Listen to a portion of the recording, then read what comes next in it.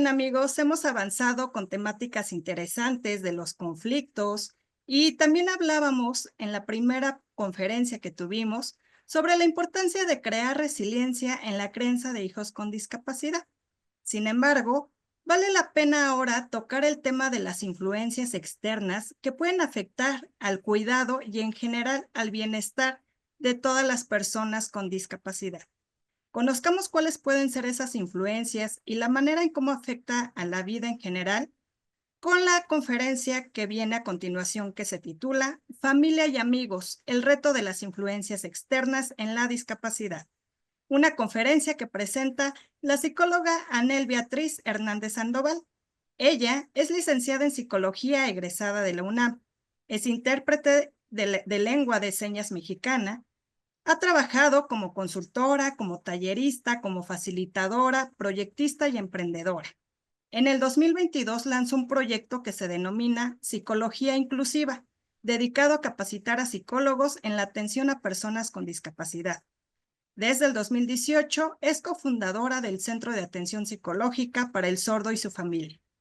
Licenciada Anel, un gusto conocerla y con mucho placer le cedo el micrófono. Adelante. Muchas gracias. Pues es un gusto compartir este espacio con ustedes y pues estoy aquí desde la base y quisiera justamente enfocarme al tema del día de hoy, todo enfocado justo a la pareja, ¿no? ¿Cómo es que la influencia de amigos y familia puede intervenir en la elección de pareja, de tomar la decisión de tener una pareja inclusive, ¿no? Y cómo va afectando también en su decadencia emocional como pareja. Entonces, vamos a iniciar, por favor, la siguiente diapositiva. Vamos a ver 5 temas generales. Aquí puse un subtema que sería el fortalecimiento de vínculos, estrategias para una inclusión efectiva. ¿Qué sucede cuando nosotros empezamos a tener un miembro de la familia que tiene discapacidad, ¿no? Entonces vamos a conocer ese contexto general, el panorama que tenemos de la discapacidad actualmente y una definición que a mí me agrada. En el segundo punto vamos a ver cómo tiene que ver la dinámica familiar frente a la discapacidad para la generación de la identidad. En el tercero, ¿qué sucede para poderlos acercar a amigos, redes sociales, esas percepciones que tienen los demás, lo que hace que carezcan de pareja o de relaciones interpersonales y que puedan fortalecer una familia a un futuro cercano, las personas que tienen discapacidad, y aquí hablo de toda la discapacidad en general. Los retos psicológicos en el manejo de influencias externas, qué sucede con las emociones tanto familiares como personales, porque la misma persona está viviendo un duelo también, que es la de la normalidad. Ese es el cuarto punto. El quinto punto es estrategias para fortalecer el entorno social. Tú que ya trabajas con personas con discapacidad o quizá estás relacionada con familiares que tienen alguna persona con discapacidad y de repente te dicen, es que no sé qué hacer, mi familiar quiere tener pareja, pero no lo voy a dejar, ¿cómo? Ni se puede defender solo, ¿no? Y es, pero, ¿qué concepto tienes que se defienda solo? ¿Qué significa ser independiente? Todos los retos que las personas con discapacidad enfrenten día a día. Siguiente, por favor. Vamos al primer punto, el contexto general de la discapacidad. Vamos a ver que vamos a tener como principal red de apoyo a la familia. Por segundo, sería el social, los amigos, los compañeros de trabajo, los espacios, los académicos, todos los contextos que nosotros vamos a tener en el ámbito social. Pero tenemos otro también punto muy importante que tratar, los prejuicios de los modelos que nosotros ya conocemos, desde el modelo médico, que es en donde nos dicen, nace tu familiar con discapacidad y ¿qué sucede? Va a nacer con una enfermedad. Entonces lo acotamos a un modelo médico, donde tenemos que pasar al siguiente modelo, que sería el rehabilitador, donde, ok, tiene una discapacidad, en este caso, quizá tiene una discapacidad física, entonces vamos a rehabilitarlo y colocarle quizá una prótesis porque le falta una mano de nacimiento o una prótesis de pie porque le falta un pie o quizá no escucha, entonces ¿qué le vamos a colocar? Un implante coclear. Entonces estamos rehabilitándolo a la normalidad y todo se enfoca a la parte médica. Todas estas creencias sociales de, ay, es que tienes un hijo con discapacidad que pues ahora sí que te está castigando Dios, temas religiosos, tradiciones, costumbres, quizá fue porque miraste a la luna y por eso nació tu familiar con discapacidad, ¿no? Entonces es como, cómo relacionar todo eso, cómo dejar de lado las creencias sociales para realmente fijarnos en la persona. Entonces, actualmente estamos viviendo el modelo sociocultural, en donde vamos a ver a la persona que va a tener esta posibilidad de acercarse a la sociedad. Por lo tanto, vamos a tener esta independencia de la persona con discapacidad. No sé si a ustedes les ha pasado que de repente ya llega a terapia personas con discapacidad que quieren justamente entenderse emocionalmente, o a su vez tenemos familiares que ya quieren poderse incursionar en su salud mental y decir, esta es mi emoción, ¿cómo la explico? ¿Cómo la comprendo? ¿Cómo la entiendo? Porque pues sabemos que hay muchas deficiencias en nuestro desarrollo emocional por la cuestión estructural. Sin embargo, ahora sí que son personas que se acercan y son conscientes de que necesitan también fortalecer las emociones. Entonces, aquí esta definición que coloco en esta diapositiva es la siguiente. Situación de la persona que por sus condiciones físicas o mentales duraderas se enfrenta con notables barreras de acceso a su participación social, por lo cual, si se dan cuenta, lo que más resalta es esas notables barreras al acceso de su participación. No está hablando de cuestiones médicas, no está hablando de condiciones físicas o mentales. De esas ya sabemos que las tiene. Ahora, ¿cómo vamos a hacer que las personas con discapacidad puedan incursionar a tener un rol de vida, pero un rol de vida independiente? No esta homogeneidad con sus padres de familia, que tengamos que decir, está el chico con discapacidad, pero ¿dónde está la mamá? ¿No? O que justamente tengamos que decir la discapacidad y sus apellidos en vez de simplemente preguntarle, ¿cuál es tu nombre? ¿Cuál es tu necesidad? ¿Cuál es tu necesidad sexual? ¿Cuál es tu necesidad de pareja? ¿Cuál es tu necesidad de comprender tu identidad? ¿De acuerdo? Entonces, esto es muy fundamental. Conociendo este contexto, está quedando claro que hablamos de un modelo médico, un modelo rehabilitador, de estas creencias sociales que justamente nos enfoca a un modelo social solamente. Y ahorita vamos a hablar justamente del modelo que es el sociocultural, que es el más importante, de donde sale la definición de discapacidad. Ver cómo se tiene que intervenir para que participe también dentro de la sociedad y en la elección de su propia identidad. Siguiente, por favor. Ahora vemos que la dinámica familiar frente a la discapacidad justamente vamos a tener un rol muy importante. Empieza desde casa para que la niña, niño, niñe quiera desarrollar esta concientización de quién voy a ser, cómo voy a elegir a mi pareja futuro. Nosotros como padres o los padres de familia deben de tener una conciencia de no infantilizar a los niños o niñas. Es muy importante darles el rol de hijo o hija y no decir, es que es la discapacidad la que habla. No, es tu hijo, es tu hija. Más adelante vamos a hablar del por qué. También esta parte de que va a ser un ser sexual y que va a vivir las etapas de sexualidad, quizá también en destiempo, y por eso es importante informarse e ir acompañado de un terapeuta, un psicólogo, un también semiólogo, para que puedan comprender que justo la vida del niño es poder conocer, igual que cualquier otro niño, y no pensar que las personas con discapacidad van a ser totalmente asexuales. Voy a hablar desde este momento enfocado al tema de la discapacidad auditiva, que sería la sordera, que muchos conocen. No es sordomudo, no es sordito, nada de eso. El término correcto es discapacidad auditiva o persona sorda. ¿Qué pasa?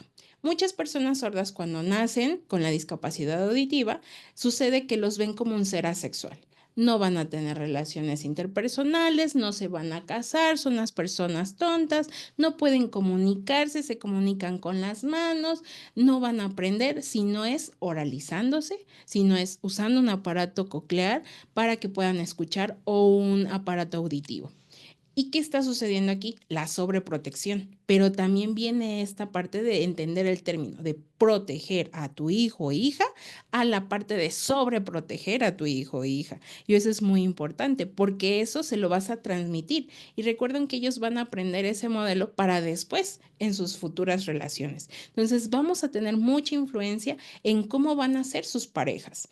Bien dicen que la comunidad sorda son muy machistas, esta parte de rebajar a la mujer o que la mujer solamente va a tener un rol. Entonces, aquí le estamos metiendo ideas culturales. No es que la comunidad sorda tenga tan inmerso eso, sino que nosotros como padres oyentes también les estamos metiendo toda esta tradición, esta cultura. Incluso nosotros como psicólogos también tenemos que ver, profesionales de la salud, qué línea vamos a tomar, si la religiosa o vamos a ser más objetivos también, de acuerdo al contexto que viene la persona. Y esta parte de exclusión e independencia, ¿qué va a pasar? Si nosotros queremos verlos independientes, se van a sentir incluidos, pero si nosotros los hacemos a un lado y decimos, no, es que él no habla, no, es que él no puede relacionarse, sea con discapacidad auditiva o con discapacidad visual, muchas veces los tratamos de excluir. Incluso hasta con las personas que usan o emplean silla de rueda como herramienta adicional. Entonces los aislamos completamente. No, tenemos que justamente fomentarles su independencia. Me ha pasado que de repente me preguntan papás, mamás, ¿qué hago con mi hijo, mi chiquito? Yo, ok, ¿cuántos años tiene? 27. Ok, ya no es chiquito. Primero concientizar que debe de ser una persona de 27 años, ya es un joven adulto y que justamente tiene que tener una independencia y que ser consciente de esa independencia. Si no va a caer en la exclusión. Y me decían justamente, es que no hace nada en casa. Usted le dice cuáles son sus roles. Usted le comenta que justamente vive y tiene su habitación y tiene un espacio, pero que él tiene que ser responsable de ese espacio. No, yo le hago todo. Entonces le estamos quitando ese rol. Entonces, cuando está en búsqueda de pareja, los conflictos mayoritarios que tiene justamente la persona con discapacidad auditiva va a ser relacionado a eso, a no tener límites, a esta falta de sobreprotección o, mejor dicho, protección en exceso, ¿no? En esta parte de exclusión o independencia. Cuando tengan pareja, pues van a preferir que la pareja le haga todo. Entonces hay que tener mucho cuidado porque les estamos enseñando a cómo generar una relación de pareja. Siguiente, por favor. En esta parte de los amigos y redes sociales debemos de marcar mucho las percepciones que se tienen, las relaciones de igualdad y reciprocidad. Cuando estamos inmersos en un contexto donde las personas son más normales que personas con discapacidad, pues tenemos que fomentar las relaciones de igualdad y reciprocidad, no aislarlos, no fortalecer de nuevo este estereotipo social de, ay, tiene discapacidad, no nos va a entender, ¿no? Vuelvo a repetir, me voy a enfocar más a la discapacidad auditiva. Marcar mucho los estereotipos de, es que es una persona con discapacidad, por lo tanto va a ser tonta, cuando en la realidad, ¿qué va a ser? Va a ser una persona súper hábil, va a poderse relacionar, ¿no? Va a poderse comunicar a su manera quizá, o quizá ya maneja la lengua de señas. Entonces, no quedarnos con ese estereotipo. Les voy a dar un ejemplo muy claro. Una ocasión, una mamá me decía, es que quiero que le des terapia y des acompañamiento a mi hija. Ok, entonces le di acompañamiento, avanzó muy bien, llevaba un año de psicoterapia. ¿Y qué sucedió? Hubo un momento en donde justamente la chica dijo, quiero estudiar, quiero aprender más, quiero relacionarme, ya tengo un novio. Y yo, ok, qué bueno, vas avanzando muy bien, pero me quiero casar con él y no sé qué va a decir mi mamá. Entonces le digo, pues coméntale. Cuando le comenta, la mamá inmediatamente me dice, ya no le des terapia, no lo necesita, yo no quiero que mi hija salga de aquí porque es mi sirvienta, ¿no? Entonces son temas de estereotipos donde la mamá dice, es que ella no va a hacer algo más, solamente va a ser la sirvienta y prefiero que sea mi sirvienta a la sirvienta de ese chico. Entonces es como, no señora, o sea, cambia esa mentalidad, esa realidad, porque tiene las habilidades, ya demostró que en un año aprendió muchas cosas, muchas habilidades desarrolló también, o sea, la realidad se va a contraponer con los estereotipos. Y esta parte de la identidad también, le vamos a fortalecer su identidad con todo el tema de la inclusión, con todo el tema de la comunidad LGBT y también con esta parte de poder encontrar quién eres, poder saber con quién te sientes identificado y hacia qué objetivo vas a ir, es muy importante que las personas sordas puedan desarrollar la sorditud. La seña es esta, sorditud, que es como esta parte de identidad que pertenecen a una comunidad sorda y que no están solos, porque muchas ocasiones dicen, es que soy el único sordo. Y me ha pasado que personas sordas que he conocido, que ellas nunca han interactuado con otras personas sordas que saben lengua de señas o que estén oralizadas, sucede que dicen, es que yo no me siento identificada como sorda. Cuando empiezan a interactuar con los sordos, ha pasado que dicen, es que ya me siento sorda, ya entendí por qué no me sentía ni de acá ni de allá, porque resulta que yo pertenezco a esta comunidad. Sin embargo, la familia influye tanto que, ¿qué sucede? Que la persona dice, no, ¿sabes qué? Prefiero regresarme a la realidad que yo ya tenía. Prefiero estar sola de nuevo, cuando ya iba generando otra nueva realidad o una nueva identidad propia. Entonces, la familia influye bastante porque los regresa a una comodidad que daña su propio desarrollo personal, los regresa también a un punto donde siguen siendo infantilizados. Entonces, aquí es muy importante poderlos dejar vivir su realidad, tener novios, tener diferentes parejas, siempre informando, por favor. Justamente mi compañero anterior que mencionaba sobre el tema de la sexualidad, conocer todo este tema y transmitírselo a una persona sorda es crucial porque ellos mismos van a poder aceptar y desarrollar y decidir el camino de la sexualidad que van a querer llevar. Entonces es poderle dar esa inclusión social. Y bien lo decía en la definición, hacerlos partícipes de la misma toma de decisiones de la realidad social, no aislarlos de la misma sociedad. Siguiente, por favor.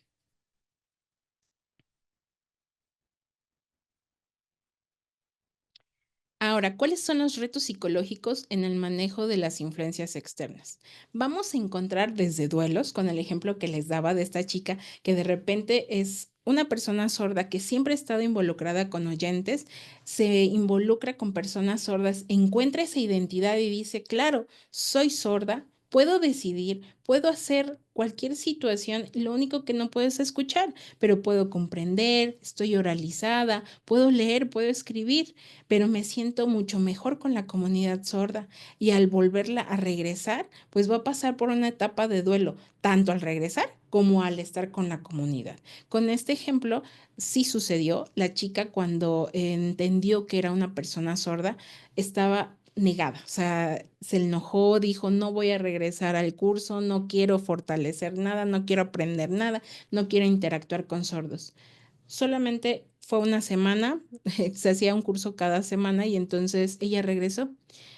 Ya estaba más tranquila, me dijo que se había enojado mucho con su familia porque la había aislado de una realidad a la que ella pertenecía.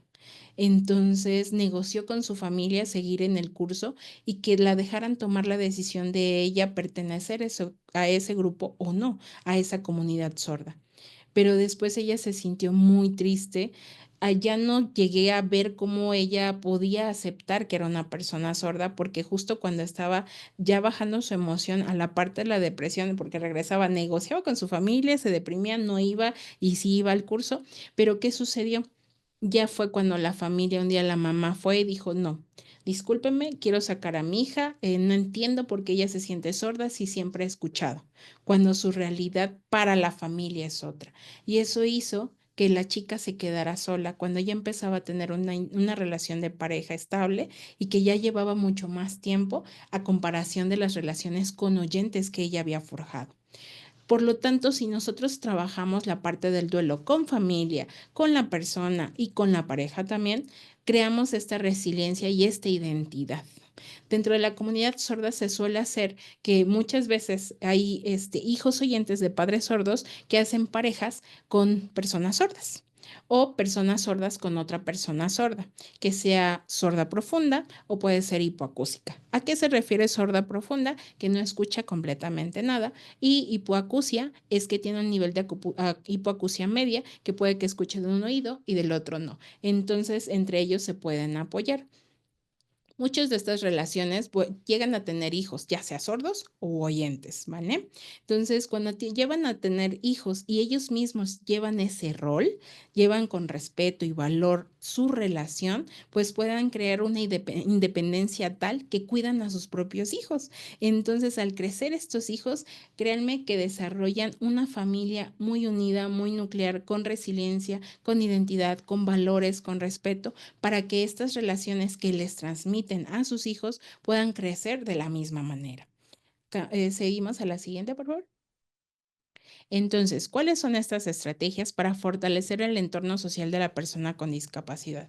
Muy importante las redes de apoyo que debe de tener, relacionada a la discapacidad que tienen, porque es en donde se van a sentir identificadas y donde ellos van a fluir. Y sí, hay personas que no tienen discapacidad que forjan relaciones duraderas con personas con discapacidad, por el contexto, por la situación, por ahora sí que conectan, no hay una respuesta única, pero también esta parte de la integración educativa de las personas con discapacidad a los espacios va a formar que puedan relacionarse y tener más conciencia de cómo se forjan las relaciones interpersonales. La concientización de la inclusión también es importante para las instituciones, para nosotros como profesionales también, poder saber cómo incluirlos, qué palabras ocupar y muy importante siempre preguntarles. Y también el desarrollo de habilidades socioemocionales es súper importante para la convivencia. Sabemos que hay una gama o dimensión inmensa de las discapacidades, pero también hay una relación entre las diferentes discapacidades.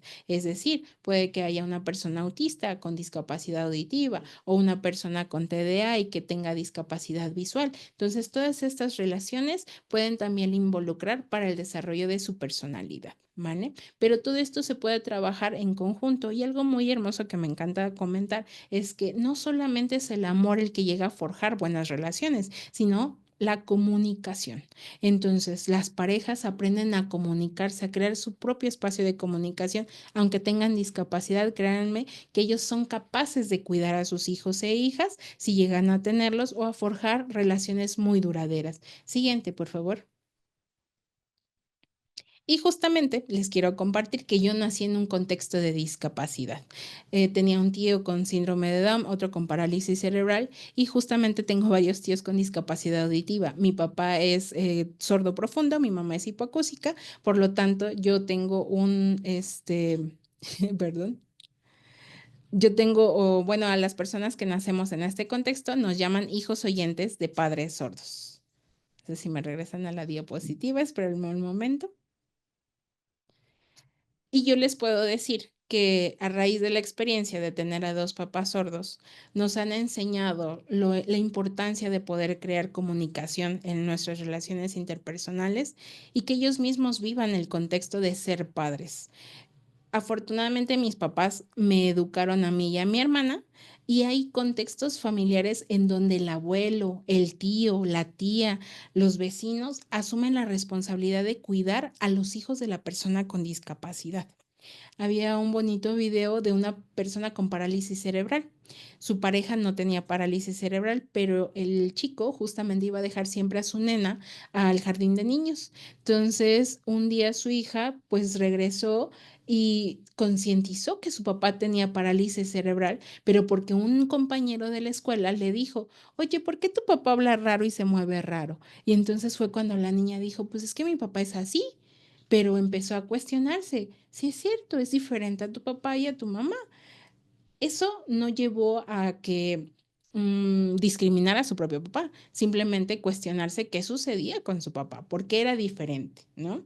Y algo así me pasó a mí y también le pasó a mi hermana y a muchos hijos oyentes de padres sordos que nos han visto comunicarnos con nuestros padres en lengua de señas, que es por qué se hablan con las manos, porque es nuestra forma de comunicarnos. Entonces, son contextos distintos y así también hay hijos de padres con discapacidad visual que nacen y que tienen su propia historia. Cuando nosotros somos criados por nuestros papás, tenemos un mayor desarrollo emocional que las personas que son criados por otros familiares. ¿Por qué? Porque le quitan ese rol que debe de asumir nuestros padres. Sería todo. Muchas gracias. Ah, Comparto mis redes. Pueden visitarme en el Centro de Atención Psicológica para el Sordo y su familia, en la red de Psicología Inclusiva. Participo como voluntaria en el movimiento de personas con discapacidad y también como voluntaria en Enseñando Ciencias. La mayoría enfocada a discapacidad y en el tema de discapacidad auditiva y en lengua de señas. Gracias.